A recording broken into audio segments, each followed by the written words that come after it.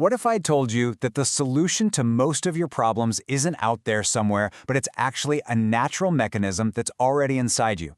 Today, we're going to dive into Dr. David R. Hawkins' super powerful technique called letting go. It's a simple method that honestly promises to radically change your health, your success, and your happiness, all from the inside out. Look, we all deal with a constant stream of emotions, right? From getting frustrated in traffic to feeling anxious about the future. But here's the thing. The real problem isn't the feeling itself, it's how we handle it. And most of us, without even realizing it, are caught in this emotional trap, using strategies that actually make everything worse. So let's just ask this straight up. I want you to think about the last time you felt a really strong negative emotion. Anger, sadness, fear. What did you do with it? Because chances are you fell into one of three super common traps. So what are these traps? Well, first, there's suppression. You know what I'm talking about. You just bottle it up, push it down, and pretend everything's totally fine.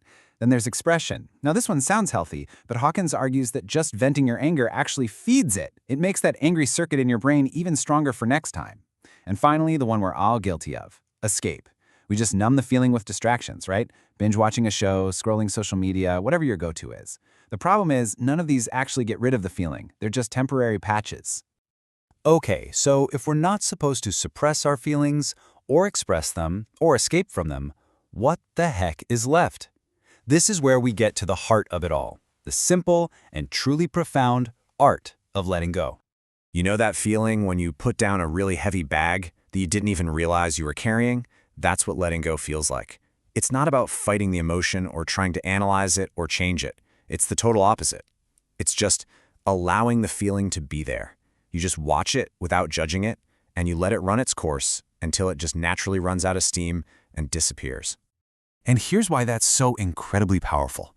This slide says it all. Hawkins suggests that a single core feeling, let's say it's some old grief or regret from years ago that you've pushed down, is the root cause of thousands of nagging, repetitive thoughts you've had ever since. So trying to manage every single thought is like trying to trim the leaves of a weed. It's pointless. But if you can release the energy of that one underlying feeling, you pull the whole thing out by the root, and all those thousands of thoughts can just vanish instantly. Now, I know what you might be thinking. This all sounds a little abstract, right? But Dr. Hawkins argues it's based on something that is actually measurable. He suggests that our inner world, our entire emotional landscape, can literally be mapped. Every single emotion you feel has a specific energy, a specific vibration. But is it really possible to put a number on feelings like fear or love or pride? Well, according to Hawkins, the answer is a big yes. And the result is something he called the map of consciousness. So take a look at this. This shows the lower end of the emotional scale. At the very, very bottom, you have shame, with an energy level of just 20. Then you move up through guilt, grief, fear, and so on. What's wild is that even pride, which we usually think of as a good thing, is on here as a destructive energy. And why is that? Because every single one of these emotions comes from a place of lack, a deep down belief that I'm not enough or I don't have enough. They literally drain our life force. But then we get to this number, 200. This right here is the absolute game changer. At level 200, we find the emotion of courage. And this isn't just another step on the ladder, it's the critical tipping point. It's the exact moment our energy flips from being destructive to constructive. It's where we go from I can't to I can. This is where real personal power actually begins. So you're probably wondering, how in the world did he come up with these numbers? Well, he used a fascinating and, kind of controversial technique called applied kinesiology, or muscle testing. The whole theory is that our body is like a natural truth detector. It reacts physically to different energy fields. For example, if you hold a thought of love, which is a super high energy concept, your muscles will test strong. But if you hold a thought of fear, a low energy concept, your muscles will instantly test weak.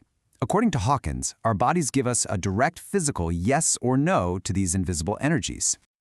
All right, so that's the theory. But how does this stuff actually play out when life gets messy? Let's look at some incredible stories from the book that show this technique in action. Okay, story number 1. Picture this. A man is about to leave for a huge international trip, and he can't find his passport anywhere. He's in total panic mode, right? But then he remembers this letting go technique. So he stops, sits down, and instead of tearing the house apart, he asks himself, what's the real feeling under all this panic? And he realizes it's not just fear of missing the flight. It's this deep grief about leaving a loved one. The second he allows himself to feel that grief and just release it, his mind goes totally clear, and boom, he instantly remembers exactly where the passport is.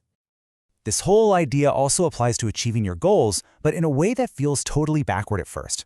When you want something with this intense, desperate, gotta-have-it desire, you're energetically screaming to the universe, I lack this. And that energy of lack can literally push what you want away from you. The alternative? Surrender. It means you set your goal, you're clear on it, but then you let go of the desperate attachment.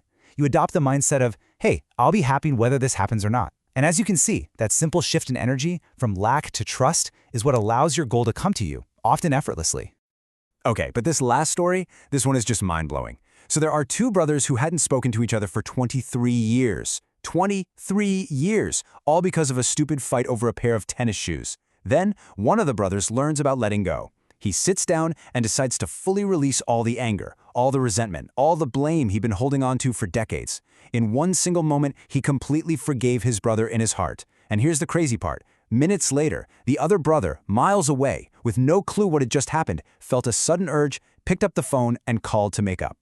What a story like that shows us is that our internal state, what we're feeling on the inside, doesn't just affect us. It radiates outwards. It actually impacts the world and the people around us. This is your real power to literally change your reality. We've all heard this famous quote from Gandhi, right? But when you think about it, through the lens of letting go, it takes on this much deeper, much more practical meaning. The change isn't something you do out there. It's something you become by healing your own inner world first.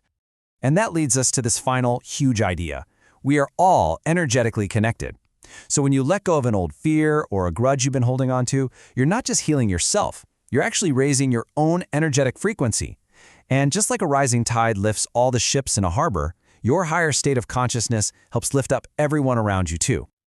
So let's leave you with this one question to really think about. We've seen how our inner world can literally create our outer reality, knowing that if you chose to release just one thing you've been holding on to, one old resentment, one deep-seated fear, what ripple of change might that single act create in your life and in the world around you starting right now?